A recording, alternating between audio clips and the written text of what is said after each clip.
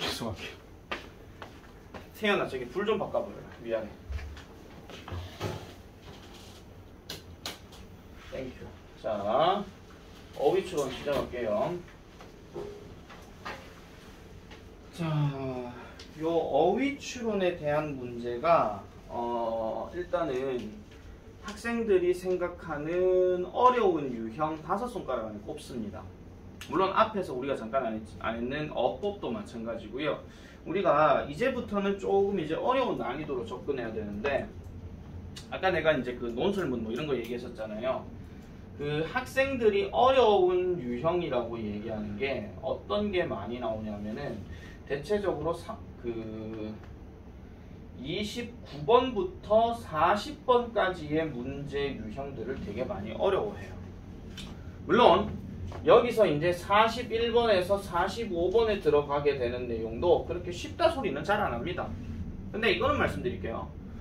처음 모의고사를 접할 때 시간이 만약에 남잖아요. 남는 거는 딱 두 종류입니다. 첫 번째, 정말 잘하거나 정말 못하거나. 둘 중에 하나예요. 쌤 그럼 정말 잘하는 거야 당연히 쉽게 문제가 풀린 거 이해를 하겠는데, 그럼 정말 못하는데 왜 시간이 남습니까? 찍거든요. 모르면 그냥 대충 찍어버려. 그리고 시간이 남는 거지. 그리고 그 문제 풀기 싫다 이거야 그냥 한마디로. 그래서 이제 그런 경우가 많고, 자 그러면 보편적인 학생들을 경우를 말씀드릴게요. 보편적으로 1번부터 17번까지의 듣기가 딱 끝나고 나면 18번부터 독해 해석을 시작을 합니다. 근데 이거는 정석대로 보편적인 상황을 말씀드리면 한 이쯤에 가다가 한 30, 한 5번, 6번이 되면은 큰일 났다 이런 생각이 딱 들어. 이때부터 시간 모자라기 시작하는 거야. 그러면 남아있는 37번부터 45번까지는 어떻게 하겠습니까? 여러분들은 마이스가 돼버리는 거죠. 찍찍찍찍 다 찍어버려요. 그래서 이걸 만약에 매기잖아요. 그럼 매겼을 때에 이런 상황에서 쾌재를 일으키는, 즉 아싸! 라고 하는 애들은 찍었는데 잘 맞췄거나, 정말 슬픈 애들은 찍었는데 틀렸거나, 이런 거죠. 이게 보편적으로 일어나는 현상 중에 하나라고 보시면 되는데, 일단 모의고사를 여러분들이 즉 수능 시험을 풀 때에 한 가지 좀 주의해야 될 거 말씀드릴게요. 요거는 보세요. 요즘은 이제 모의고사에 대한 디렉션, 즉 앞에서 지시하는 어떤 내용들, 뭐 예를 들어 지금부터 뭐 3월 모의평가를 실시하겠습니다. 수험생 여러분은 편안한 자리에 앉아 감독 선생님이 지시한 대로 어쩌고 저쩌고 42쪽이다. 어쩌고 저쩌고 얘기를 하거든요. 보편적으로는 보세요. 내가 만약에 학생이다. 딱 앉아있다. 그리고 시험지를 미리 받아요.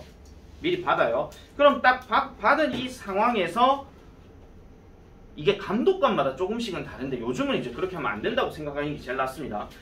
바로 문제를 보면서 푸는 경우는 다 부정행위로 적발됩니다. 보편적인 법칙은. 아시겠죠? 그러니까 내가 시험지를 만약에 학원에서 친다고 했을 때도 뚝 주고 난 다음에 여러분들 바로 풀면 안 돼요. 아시겠죠? 이게 연습이 돼줘야 됩니다. 자, 그리고 나서 뭐라고 계속해요. 뭐 수험생 여러분들은 뭐 편안히 자리에 앉아 뭐 감독쌤 지시에 따라서 뭐 하시기 바랍니다. 수험생 뭐 듣기 문제는 1번부터 17번까지 방송됩니다. 방송을 잘 듣고 뭐 어쩌고저쩌고 합니다. 이렇게 얘기하거든요. 그런 다음에 음악이 싹 지나고 난 다음에 이 말을 해요. 듣기 평가는 타종 없이 시작됩니다. 이제 문제지 표지를 넘기시기 바랍니다. 그럼 이제 넘겨야 돼요. 여러분들 실제 모의고사 시험지는 앞에 표지가 있어요. 표지가 있고 그 다음에 넘겨서 문제가 나와요. 그러면 그때부터는 이제 여기를 보든 저기를 보든 신경 안 쓰거든요. 이제 넘기라 그랬으니까. 그때 이제 나오는 말이, 그러면 지금부터 3월 모의고사를 시작하겠습니다. 1번부터 17번까지는 뭐 듣고 답하는 문제입니다. 1번부터 15번까지는 한 번만 들려주고 16번부터 17번까지는 두 번 들려줍니다. 방송을 잘 듣고 답을 하시기 바랍니다. 띵동 이렇게 나와요. 그러면 봐봐. 문제지 표지를 넘기시기 바랍니다부터 해가지고 방송을 잘 듣고 답을 하시기 바랍니다. 근데 여기서 한 1분 정도에서 1분 30초 걸려. 이때 멍하니 있으면 안 된다. 이때 멍하니 있으면 안 돼요. 두 가지 중에 하나를 하셔야 돼요. 첫 번째, 듣기 1번에서 한 4번까지 스캔해가지고 뭐 묻는 건지 밑에 보기 해석 다 하거나. 알겠죠? 이건 얘기 많이 들어봤을 거야. 듣기 풀 때는 항상 뭘 봐야 돼? 보기나 문제를 미리미리 보라고 얘기하잖아. 그걸 빨리 스캔을 하거나 두 번째는 18번 문제를 바로 풀고 있거나 둘 중에 하나. 선생님 1분 30초 만에 18번 문제가 풀립니까? 모든 독해 모의고사는 평균 1분 30초 만에 풀어야 됩니다. 그러니 그거를 이제 감안하셔야 되는데, 자, 잘 들으세요.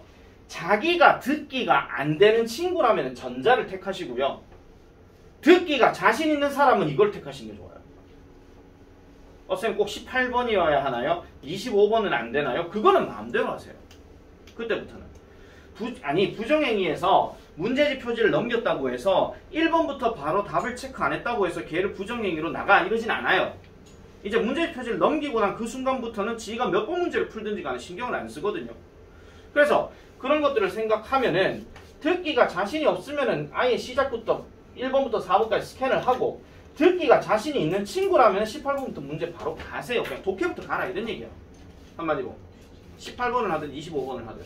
그래서 요런 경우를 두고 이제 접근해야 되고, 그리고 또 중요한 거 하나 더 말씀드릴게요.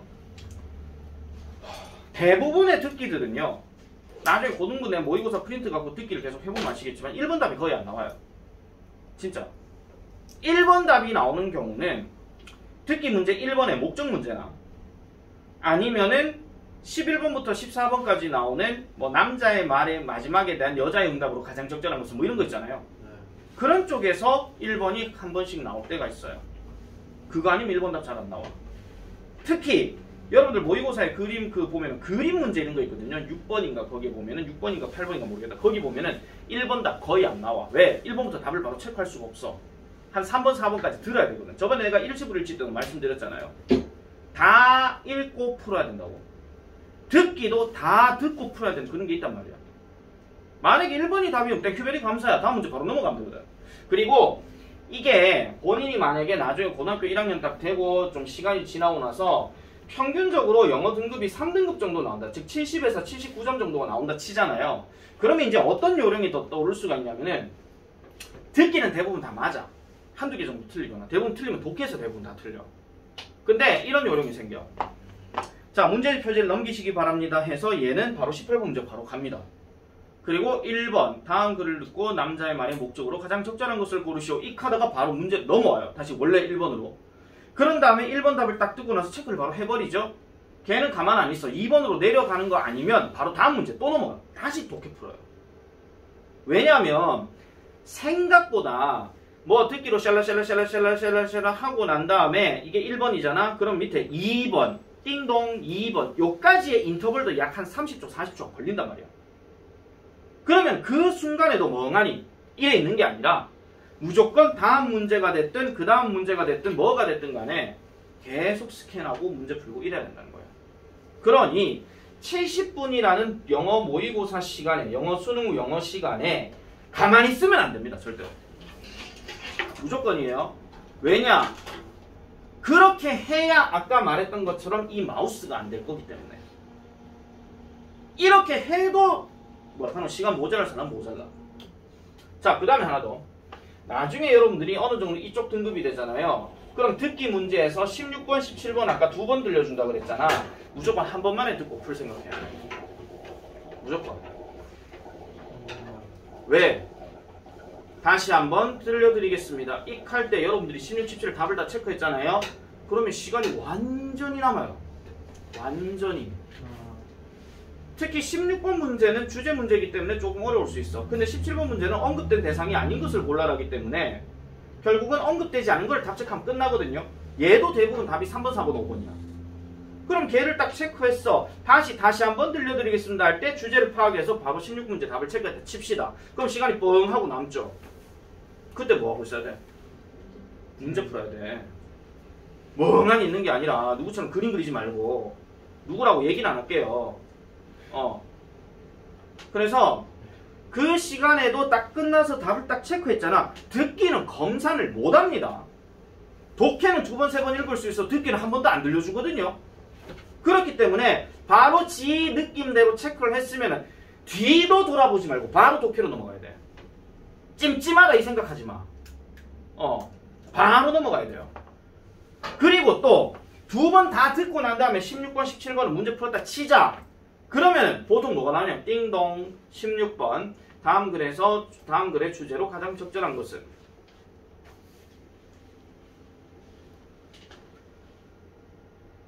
띵동 17번. 언급된 내용이 아닌 것은 띵동 따다다다다다다. 이제 듣기 평가가 끝났습니다. 18번부터는 문제지의 지시에 따라 답을 하시기 바랍니다. 익 하고 있을 때 문제지의 지시에 따라 답을 하면 되겠군. 그래 알았어. 이제 18번으로 가볼까? 그 지랄병 하지 마라. 하지마. 또 뭐 여자 목소리가 이 여자 목소리 너무 예쁘다. 감상해졌지 마시라고요. 그 순간에 뭘 해야 돼? 바로 다음 독해로 넘어가야 돼. 무조건. 그렇게 넘어가야 된다고. 그래서 다른 과목들에 비해서 영어라는 과목은 듣기하고 독해가 다 포함이 되어 있기 때문에 그건 전략적인 걸 잘 짜야 됩니다. 전략적인 걸 잘 짜야 되니까 그걸 조금 잘 생각을 하셔야 돼요. 자, 그래서 다시 돌아와서 말씀드리면 지금부터 나오는 문제 유형들은 어려운 문제들에 속한다 그랬습니다. 그리고 이거는요, 제대로 훈련이 안 되면은 2학년 기말까지, 고등학교 2학년 기말까지도 계속 이 부분 이후로, 즉 29부터 40번까지는요, 눈송이보다는 소나기가 훨씬 더 많아요. 쫙쫙 틀린다 이런 얘기지. 나중에 자기 목표 등급이 몇 등급이란 걸 나중에 정해놓게 되면은 그때는 선택과 집중을 하시면 돼요. 무슨 말이냐? 영어는 절대평가이기 때문에 70에서 79는 무조건 3등급이야. 얘를 찍어서 맞추든 의에 맞추든 간에 무조건 3등급이야. 90 이상은 무조건 1등급이야. 근데 자기 목표 등급이 예를 들어 3등급이라 치자. 평균 점수 한 75점 맞는다 치고. 그러면 빈칸 문제 안 풀어도 되고요. 순서 문제 안 풀어도 돼요. 나머지 문제 초집중해가 다 맞잖아. 그래도 70을 넘어. 단! 듣기는 무조건 다 맞아야 돼. 듣기 배점이 37이거든요. 듣기 배점이 37이라는 얘기는 거기서 무조건 다 맞아야 그 다음에 독해 부분에서 쉬운 문제만 접근해가지고 다 맞춰도 돼. 그게 바로 선택과 집중이라고. 그거를 생각하셔야 돼요. 멍하니 있는 게 아니라. 자, 그러면은 어휘추론 보겠습니다. 자, 이 어휘추론은 말 그대로 관련된 어휘를 묻는 겁니다. 관련된 어휘. 그러면은 두 가지 유형이 있는데요. 첫 번째는 선택 어휘가 있고요. 하나는 밑줄 어휘가 있어요. 예전에는 한 4, 5년 전까지만 하더라도 예전에는 요런 문제 두 개 다 나왔었거든요. 하지만 요즘은 얘 하나만 나옵니다. 수능에서는. 얘 하나만 나옵니다. 선생님 그러면은 선택 어휘 이거는 공부를 안 해도 되겠네요? 학교 시험에 나옵니다. 학교 시험. 다시 한번 말씀드리지만, 선생님 자꾸 학교 시험 얘기하시는데, 학교 시험하고 수능하고 차이가 뭔데요? 당연히 차이가 있지. 범위가 있고 없고의 차이가. 학교 시험은 교과서가 있죠? 그 다음 나중에 무슨 다른 추가적인 범위들이 다 정해져 있어요? 근데 거기서 나오는 문제들은 다 변형해서 바꿔내거든요? 근데 그런 것들은 한 번씩 옛날 걸 건드릴 때가 있단 말이야. 옛날 걸 건드릴 때가 있기 때문에 이런 문제도 나올 수 있다 이런 얘기입니다. 아까 지침충도 마찬가지고요. 근데 수능에서는 밑줄 어휘만 나와요. 자, 그리고 예전에는 유형이 어떤 게 많이 나왔었냐면은 철자가 비슷한 것들 이것들도 나왔고 그 다음에 동의어, 반의어 반대되는 의미를 묻는 것들 이런 것도 되게 많이 나왔었거든요. 요즘은 얘만 많이 나옵니다. 반의어. 반의어가 뭐야? 반대되는 뜻. 그러니까 글을 쭉 읽다가 분명히 이 흐름으로 가야 되는데 이 말이 왜 나와? 이런 식으로. 그게 밑줄 어휘이면서 동시에 반의어 문제로 많이 나와. 선생님 그러면 철자가 비슷한 거는 그러면 안 나옵니까? 학교 시험에서 나옵니다. 학교쌤들이요 이런 거 변형 문제 내는 거 되게 좋아하거든요. 별로 안 건드려도 되는 거라서. 나중에 그 변형 문제는 어떻게 나오는지에 대해서 그것도 내가 한번 말씀드릴게요. 지금 시간이 좀 많이 안 되기 때문에. 자, 그래서 이런 것들도 일단 생각을 해주셔야 돼요. 그러면은 이 어휘추론 문제를 공부하는 최고의 방법은 뭐냐? 당연히 어휘를 알아야 되죠. 어휘를 알아야 돼요. 단어를 알아야 된다고. 그리고 글 내용을 다 읽어야 돼요. 이거는요. 처음부터 끝까지. 그러니까 어느 특정 패턴을 뭐 파악해야 된다 이런 게 아니라 전반적으로 처음부터 끝까지 쭉 내려갔을 때 이 말이 맞아? 아니야? 맞다 아니야? 이런 식으로 헷갈리는 경우가 되게 많아. 그거를 여러분들이 이제 생각을 해주셔야 된다. 그 얘기입니다. 자, 한번 가볼게요. 보세요. 어휘의 중요성을 항상 얘기하고 있다. 자, 요거는 지금 이제 어휘 선택에 대한 문제이기 때문에 요거는 지금 한번 그냥 보도록 하겠습니다. 자, ABC의 각 네모 안에서 문맥에 맞는 말로 가장 적절한 것을 고르라 라고 이렇게 얘기했습니다. 자, 천천히 가볼게요. 자, volcanic ash입니다. 화산재는 seems harmful, 해로워 보인대요. 그럼 해롭다는 얘기야? 그렇게 생겼다는 얘기야? 그렇게 생겼다는 얘기죠. 만약에요, seems가 아니라 is였으면 해롭다가 맞아. 그럼 이건 진짜 해롭다 해서 계속 전개가 돼야 되거든. 근데 얘는 해로워 보인대. 그래놓고 뒤에 누가 들어왔어? 벗이 들어왔어. 그러나 그것은, 즉 화산재는 실제로 농사지역을 뭐 한다는 얘기일까요? 이득을 주다가 맞겠죠. 왜? 중간에 벗이 들어갔으니까.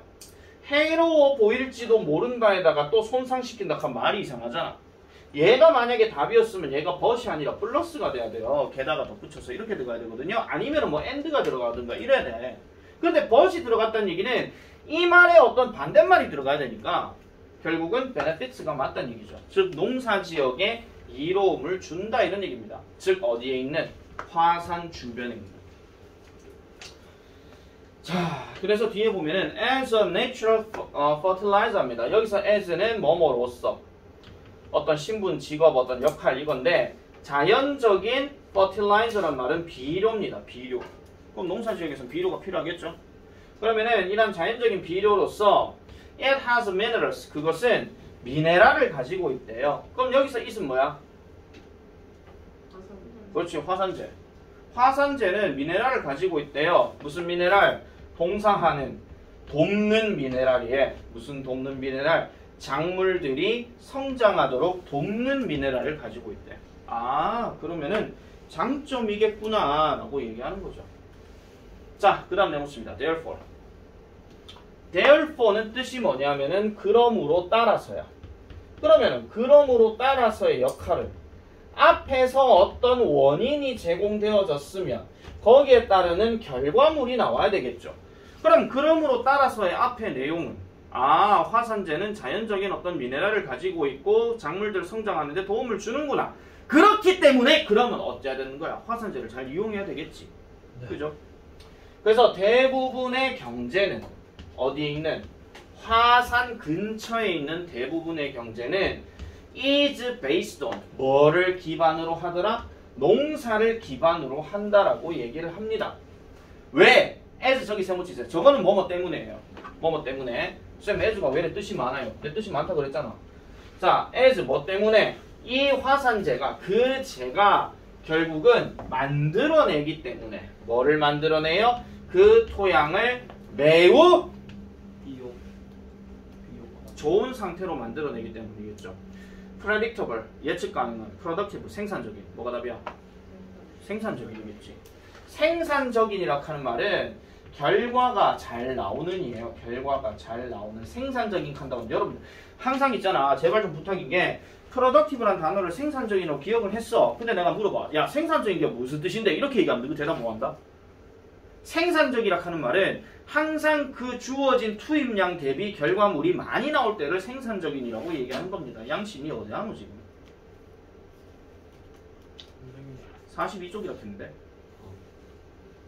왜요? makes 앞에 있는 as는 뭐뭐 때문에라고 해요? 예. 자, 그래서 결과가 잘 나온대요.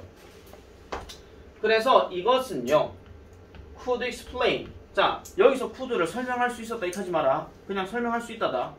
알겠죠? 조동사 과거형 있잖아요. 여러분들 해석할 때 이걸 괜히 과거형이라고 해서 과거로 했다 이렇게 하지 마라. 알겠죠? 특정한 상황 아니면 이거는 뭐뭐 했다는 말 안 합니다. 그래서 이거는 설명할 수 있습니다. 뭐를요? 왜 사람들이 choose to settle near volcanoes 합니다. 여기서 settle 하는 말은 정착하다. 정착하다. 왜 화산 근처에 사람들이 정착하는 것을 choose, 선택하는지 이걸 설명할 수 있다라는 거죠. such as 뭐와 같은 near mountain Vesuvius in Italy 하니까 이탈리아에 있는 베스비우스 산과 같은 이렇게 얘기해요. 그럼 여기 화산이라는 얘기야. 자, 그 다음에 in addition 나왔어. 게다가요. 자, 이게 나왔다는 얘기는 앞에가 만약에 어떤 플러스 요인이라 하면은 뒤에 나오는 내용도 플러스 요인이 돼야 돼. 자, 우리가 계속 하고 있는 내용이 뭐예요? 화산재가 농사에 도움이 된다. 그렇기 때문에 그 화산 지역에 사는 사람들이 좀 많아지고 있다. 왜? 생산량이 많아지고 생산적이라서.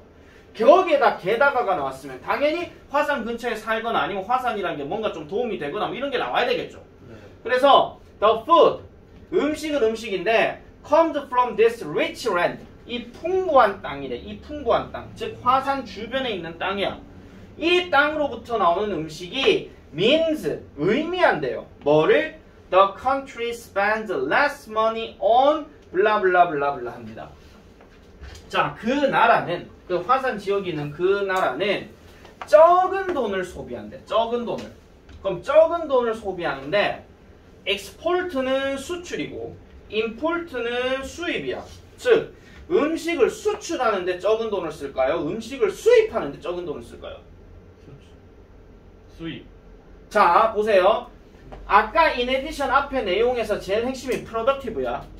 그럼 근처에서 농사가 잘 된다는 얘기는 말 그대로 그 농작물을 갖고 지들이 처먹으면 되는 거잖아. 네. 그럼 굳이 딴 나라에서 뭘 수입해올 필요가 없겠죠. 네. 그러면 수입에 대한 양은 당연히 줄어들 수밖에 없겠지. 네. 그럼 돈을 많이 써, 적게 써? 적게 쓰죠. 그러니까 less money. 그러면 다음 뒤에는 importing 이래 들어가야 돼. 이래 들어가야 돼. 이거는 상식으로 생각하세요. 아니, 자기 나라의 포도 농사가 엄청 잘 되고 있는데 미쳤다고 딴 나라에 있는 포도를 수입해 옵니까? 안 그래도 되잖아. 맞죠? 그렇게 생각하시면 되는 거예요. 자, 그리고 콤마 찍고 which 들어갔다. 이것은 결국은 개선시켜줍니다. 뭐를요? 그 나라의 전반적인 경제를 개선시켜준대. 그럼 경제 상황이 되게 좋아지는 상황이 되겠죠. 그 부분을 잘 생각하시면 된다. 이런 얘기입니다. 자, 그럼 답이 몇 번이에요? 2번. 자, 그런 내용으로 이제 토대를 해서 보면은 한번 보면 되고요. 자, 그 다음에 이제 43페이지에 보면은 얘도 지금 이제 그 두 개 선택형에서 나오는 건데 우리는 이거를 일단 먼저 풀기 전에 2번부터 먼저 풀어보세요. 밑줄 거. 아, 밑줄 위. 한번 풀어보세요. 전체적인 글 내용을 쭉 읽으면서 이 어휘가 이 말에 대입했을 때 맞는가 안 맞는가를 생각을 해봐야 됩니다.